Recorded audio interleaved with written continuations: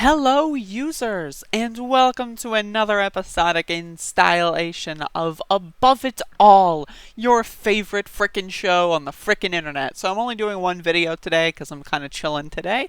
I'm relaxing. I'm uploading some fun stuff. Go watch the fun stuff. But I really wanted to touch on this report from last week that I thought was hilarious. Headline: Barack Obama has privately voiced concerns that Joe Biden could fuck things up, according to a report. I love this photograph, by the way. Open image in new tab. I love it. It's so good. It's so good. Oh my god, look at those little hairs fucking flicking off of his head. Look at those eyeballs, dude. This is a okay, anyway. Barack Obama has privately voiced doubts that the ability of Joe Biden, his former vice president, I'm so sorry, I can't read. Barack Obama has privately voiced doubts about the ability of Joe Biden, his former vice president, to beat President Donald Trump in the 2020 election, according to a new Politico report. The report says Obama told an unnamed Democrat during the 2020 primary campaign, in which he declined to endorse any candidate, "Don't underestimate Joe's ability to fuck things up." Obama has now backed Biden in the Democrats' race against Trump, but it is also said to be concerned privately with Biden, or that Biden does not have an intimate connection with the electorate. I'm so sorry for my dyslexia. And you know who really doesn't have it? Joe Biden. Obama told another Democratic candidate during the party's primary, specifically suggesting Biden lacked an intimate bond with the Iowa electorate. I think that's why he came in like fucking third or fourth or some shit, because he's a loser.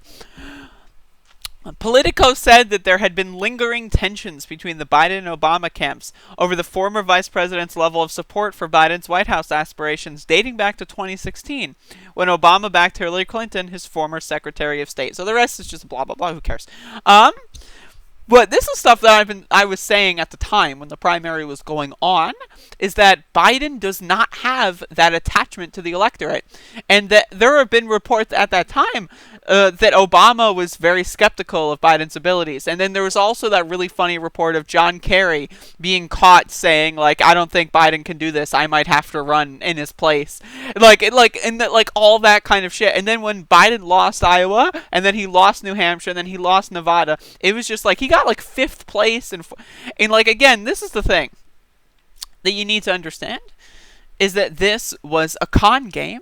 Joe Biden did not have that level of enthusiasm. He didn't. Pete Buttigieg, I think, would have had a better chance of going against Donald Trump than Joe Biden. Now, I thought differently back then. I thought Joe Biden could have his star power and name recognition outlast his cognitive decline, but at this point, it's a disaster. At this point, he's making gaffe after gaffe after gaffe and being out of touch with the American people, voting down Medicare for All on the platform, which, again, my thing with that is, like, he can just lie. They can have Medicare for All on the platform and then lie and then not do it, but they're not doing that because they don't care about people.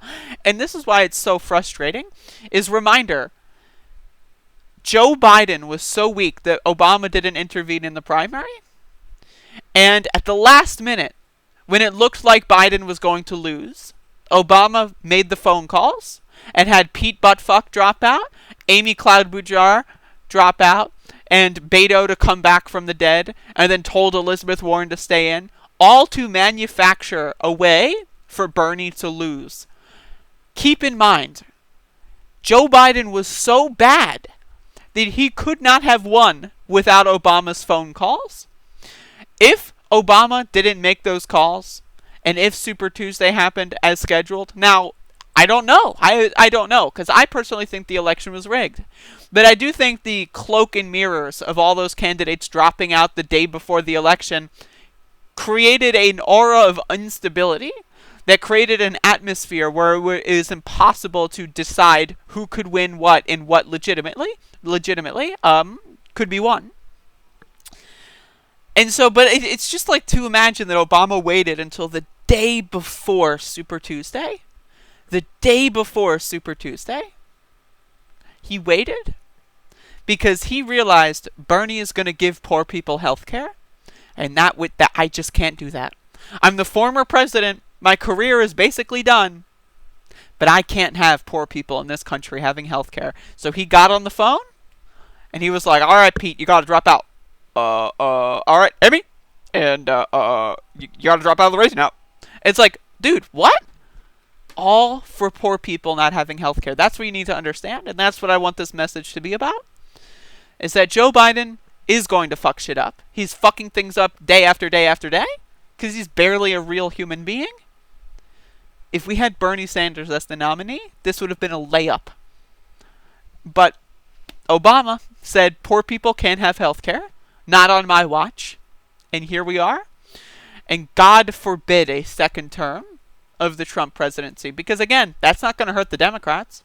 That's not going to hurt Barack Obama. He's on his mansion fucking stupid land. Michelle Obama might have low-grade depression in her next podcast. Who gives a fuck? Who is going to hurt when Trump wins again? People like me? People like you watching this video? That's who it's going to hurt. And they don't give a fuck?